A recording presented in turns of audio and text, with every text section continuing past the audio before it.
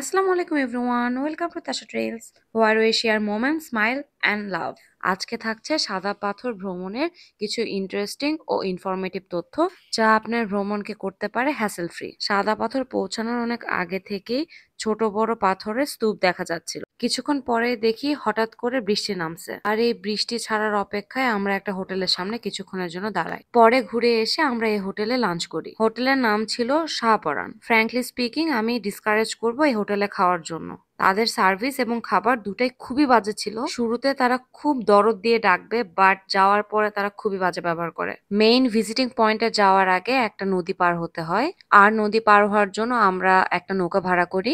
যাওয়া আসা মিলে আমাদের খরচ পড়ে 800 টাকা।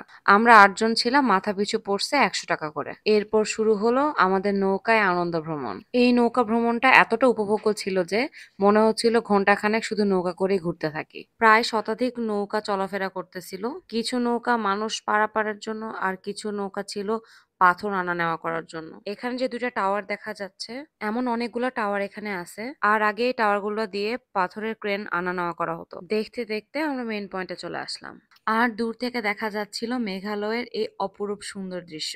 বর্ষাকালে এই জায়গাগুলোতে অনেক পানি থাকে। এখন বৃষ্টি না হয় অনেক দূর হেঁটে মেইন পানির জায়গায় যেতে হয়। তাই অনেকটা দূর হাঁটার পরে এইখান থেকে শুরু হয় সুন্দর পানির দৃশ্য।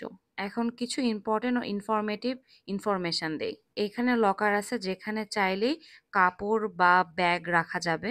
আর এখানে চেঞ্জিং এর অপশনও আছে। আমি শাড়ি পরে গেছিলাম, তাই আমি ওখানে চেঞ্জ করে নর্মাল জামা পরে তারপরে ভিজি। বাট পরে আমার খানিকটা রিগ্রেটও হয়, কারণ এখানে এত সুন্দর সুন্দর জায়গা আছে যেখানে আমি চাইলেই শাড়ি পরে ছবি তুলতে পারতাম। কিন্তু পাথরগুলো এত স্লিপারি ছিল, আমার সাহস হয় নাই। তবে যাদের মনে হবে যে তারা শাড়ি পরে ভিজতে পারবে বা শাড়ি পরে পাথর পার হতে পারবে, তারা শাড়ি পরতে পারে। তবে আমি হাইলি রেকমেন্ড করব নর্মাল জামা কাপড় পরে ভিজতে আসা উচিত। আর ভেজা শেষে তারপরে ড্রেস চেঞ্জ করা উচিত, কারণ পার্সোনালি আমার খুব আনকমফোর্টেবল লাগতেছিল ওভাবে চেঞ্জ করার জন্য। আর এখানে আমার জামাই ভাবিদেরকে ডাকতেছিল যাতে তারা এখানে আসে, বাট ভাবিরা আসে নাই। না আসার ডিসিশনটাই আমার কাছে বেস্ট লাগছে, কারণ এই জায়গায় এত পানির স্রোত। যেহেতু আমাদের ছোট বাচ্চা ছিল, তাই না আসার ডিসিশনটাই বেস্ট। আর এই জায়গাটায় এত ছোট ছোট পাথর, আমার পুরা পায়ে এত ব্যথা লাগছে, মনে হচ্ছিল কখন জানি রক্ত বের হবে। আর এই যে আবারও চারদিকে শুধু মেঘালয়ের পাহাড়, বড় বড় মেঘগুলা এসে পাহাড়ে বাড়ি খাচ্ছে। আর এখানে পানির মধ্যে বসে আমরা সবাই ভেলপুরি আর ফুচকা উপভোগ করছি। টু বি অনেস্ট, সাদা পাথরের এই পানির চেয়েও ওই মেঘ আর পাহাড় আমাকে বেশি টানছে। আর পানির স্রোত এত ভয়ঙ্কর সুন্দর। আরো কিছু ইনফরমেশন দেই, এখানে খুব ম্যানারলেস মানুষজনও যায়। আমার মনে হয় আমরা যখন কোথাও যাব, কিছু ম্যানার্স শিখে আমাদের যাওয়া উচিত। এখানে কিছু অ্যাডাল্ট মানুষজন নদী থেকে পাথর তুলে আবার নদীতেই ফেলতেছিল। বাই এনি চান্স যদি স্রোতের টানে কেউ সেখানে চলে যায়, তাহলে তার স্পট ডেথ। আমরা থাকা অবস্থায় এখানকার স্রোত এত বেড়ে যায়, যারা এটা টেক কেয়ার করে তারা লাল পতাকা টাঙায় দেয় আর বারবার বাঁশি দিচ্ছিল আর বলতেছিল প্লিজ আপনারা এখান থেকে চলে যান। আর এখানে কাপড়ও সেল করে।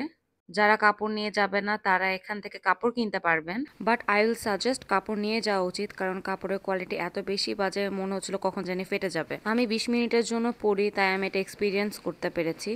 এখন আমাদের ফেরার পালা। তবু আমার মন পড়ে আছে সেই পাহাড়ে। ওই পাহাড়ের বুকে কিছু ছোট ছোট টাউন দেখা যাচ্ছিল, যা আমার ভিডিওতে ক্যাপচার হয় নাই। ইনশাআল্লাহ একদিন মেঘালয়ে যাবই যাব।